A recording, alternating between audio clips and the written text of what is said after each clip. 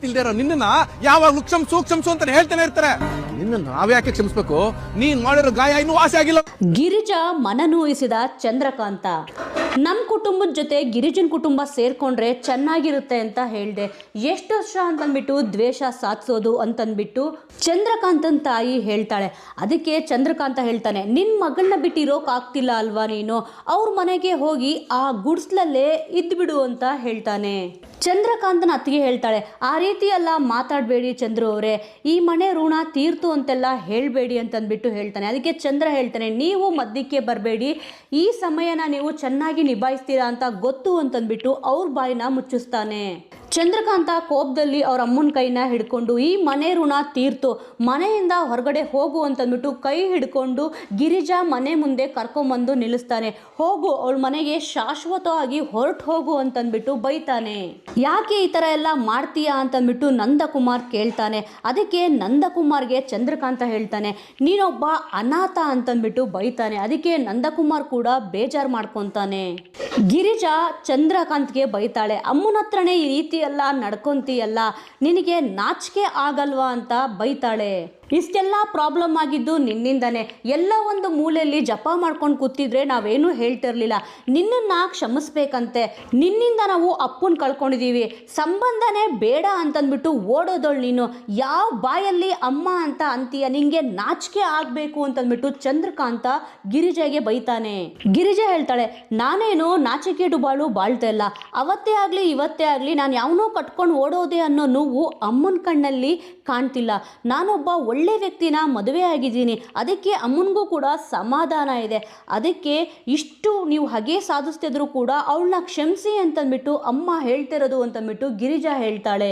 ಹೆತ್ತಮ್ಮನ್ನ ಬೀದಿಗೆ ತಂದು ಈ ರೀತಿ ಬಿಸಾಕ್ತಿದೆಯಲ್ಲ, ಈಗ ಎಲ್ಲಿ ಹೋಗಿದೆ ನಿನ್ನ ಮಾನ ಮರ್ಯಾದೆ ಅಂತಂದ್ಬಿಟ್ಟು ಗಿರಿಜಾ ಮತ್ತೆ ಬೈತಾಳೆ ಚಂದ್ರಕಾಂತ್ಗೆ. ಚಂದ್ರಕಾಂತು ನೀನು ನಮ್ಮ ಮನೆಯಲ್ಲಿ ಇರಬೇಡ ಅಂತಂದ್ಬಿಟ್ಟು ಅವರಮ್ಮನ್ನ ಬೀದಿಗೆ ತಂದು ನಿಲ್ಲಿಸಿದ ತಕ್ಷಣನೇ ನಿನ್ನ ಮಗಳು ಇನ್ನೂ ಗಿರಿಜಾ ಬದುಕಿದ್ದಾಳೆ, ನಿನ್ನ ನಾನು ಕಣ್ಣಲ್ಲಿ ಕಣ್ಣಿಟ್ಟು ನೋಡ್ಕೊತೀನಿ, ಬಾ ಅಮ್ಮ ನಮ್ಮ ಮನೆಗೆ ಅಂತಂದ್ಬಿಟ್ಟು ಗಿರಿಜಾ ಅವರಮ್ಮನ ಕೈನ ಹಿಡ್ಕೊಂಡು ಮನೆಯೊಳಗಡೆ ಕರ್ಕೊಂಡು ಹೋಗೋಕ್ಕೆ ರೆಡಿ ಆಗ್ತಾಳೆ. ಅಷ್ಟೊತ್ತರಲ್ಲೇ ಸೂರ್ಯಕಾಂತ್ ಬರ್ತಾನೆ.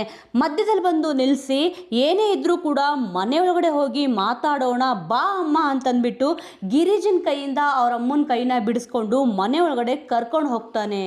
ಇನ್ನು ಕುಟುಂಬಗಳ ಜಗಳ ಒಂದು ಕಡೆ ಆದರೆ, ಇನ್ನು ಪ್ರಿಯಾ ಮತ್ತು ಮಾಧವ ಇಬ್ಬರು ಕೂಡ ಹನಿಮೂನ್ಗೆ ಹೋಗಿರ್ತಾರಲ್ವ, ಅಲ್ಲಿ ಪ್ರಿಯಾ ರಿಸೆಪ್ಷನಿಸ್ಟ್ ಹತ್ರ ಹೋಗ್ಬಿಟ್ಟು, ಇಲ್ಲಿ ನನ್ನ ಗಂಡ ಮಾಧವನ್ನ ನೋಡಿದ್ರ ಅಂತಂದ್ಬಿಟ್ಟು ರಿಸೆಪ್ಷನಿಸ್ಟ್ ಹತ್ರ ಕೇಳ್ತಾಳೆ.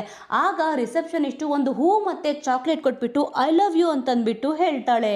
ಪ್ರಿಯಾಗೆ ಶಾಕ್ ಆಗುತ್ತೆ. ಆ ನಂತರ ರೆಸಾರ್ಟಿಂದ ಹೊರಗಡೆ ಬರ್ತಾಳೆ. ಅಲ್ಲಿ ಕ್ಲೀನ್ ಮಾಡೋಳ ಹತ್ರ ಬಂದು ಕೇಳ್ತಾಳೆ, ನನ್ನ ಗಂಡ ಮಾಧವ ಪಿಂಕ್ ಶರ್ಟ್ ಹಾಕ್ಕೊಂಡು ಬಂದಿದ್ರು, ನೀವೇನಾದರೂ ನೋಡಿದ್ರ ಅಂತಂದ್ಬಿಟ್ಟು.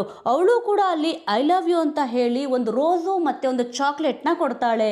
ಆ ನಂತರ ಗಾರ್ಡನ್ ಏರಿಯಾಗೆ ಬಂದು ಕೇಳ್ತಾಳೆ, ಇಲ್ಲಿ ನಮ್ಮ ಯಜಮಾನ್ರು ಇದ್ರು ಅಂತಂದ್ಬಿಟ್ಟು, ನೀನು ಪ್ರಿಯಾ ಅಲ್ವಾ ಅಂತಂದ್ಬಿಟ್ಟು ಗಾರ್ಡನ್ ಏರಿಯಾದಲ್ಲೂ ಕೂಡ ಒಂದು ಲೇಡಿ ಬಂದ್ಬಿಟ್ಟು ಒಂದು ಹೂವು ಮತ್ತೆ ಚಾಕ್ಲೇಟು ಜೊತೆಗೆ ಲೆಟ್ರ್ ಕೊಡ್ತಾಳೆ.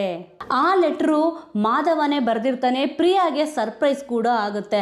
ರೆಸಾರ್ಟ್ ಒಳಗಡೆ ಬಾ ಅಂತಂದ್ಬಿಟ್ಟು ಲೆಟ್ರಲ್ಲಿ ಬರೆದಿರ್ತಾನೆ. ಪ್ರಿಯಾ ಅದನ್ನ ಓದಿ ಸಿಕ್ಕಾಪಟ್ಟೆ ಖುಷಿ ಪಡ್ತಾಳೆ.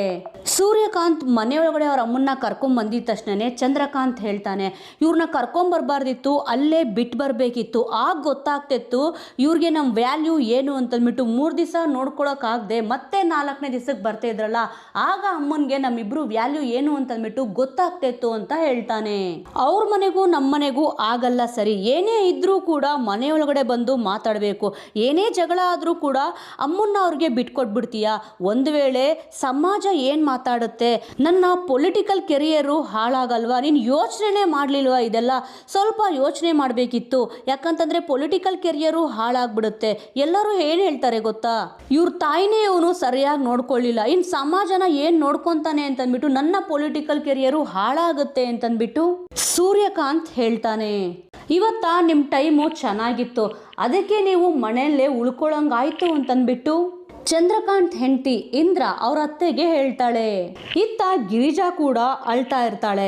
ಸೂರ್ಯನ ತಡೆದಿರ್ಲಿಲ್ಲ ಅಂತಂದಿದ್ರೆ ಅಮ್ಮನ್ನ ಮನೆಗೆ ಕರ್ಕೊಂಡು ಬಂದು ತುಂಬಾ ಚೆನ್ನಾಗಿ ನೋಡ್ಕೊಂತಿದ್ದೆ ಅಂತಂದ್ಬಿಟ್ಟು ಗಿರಿಜಾ ಸೊಸೆಯಂದ್ರ ಮುಂದೆ ಹೇಳ್ತಾಳೆ. ಅದಕ್ಕೆ ಅಮೂಲ್ಯ ಹೇಳ್ತಾಳೆ, ನಿಮ್ ತಾಯಿ ಆದ್ರೂ ಪರವಾಗಿಲ್ಲ, ನಿಮ್ಮನ್ನ ಕ್ಷಮಿಸಿದ್ದಾರೆ, ಆದ್ರೆ ನನ್ನ ತಾಯಿ ಅವ್ರ ಮನ್ಸೊಳಗಡೆನೆ ಪ್ರೀತಿ ಇಟ್ಕೊಂಡು ತುಂಬಾನೇ ಕೊರಗ್ತಾ ಇದ್ದಾರೆ ಅಂತಂದ್ಬಿಟ್ಟು ಅಮೂಲ್ಯ ಹೇಳ್ತಾಳೆ. ಇನ್ನು ಮೀನಾ ಕೂಡ ತುಂಬ ಬೇಜಾರು ಮಾಡ್ಕೊಂಡಿರ್ತಾಳೆ.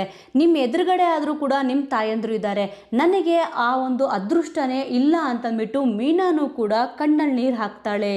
ತವ್ರ ಮನೆ ಅನ್ನೋದೇ ನಮ್ಮ ಹಣೆಯಲ್ಲಿ ಬರ್ದಿಲ್ಲ ಅಂತ ಕಾಣಿಸುತ್ತೆ ಅಂತಂದ್ಬಿಟ್ಟು 3 ಜನ ಕೂಡ ತುಂಬಾನೇ ಫೀಲ್ ಮಾಡ್ಕೊತಾರೆ.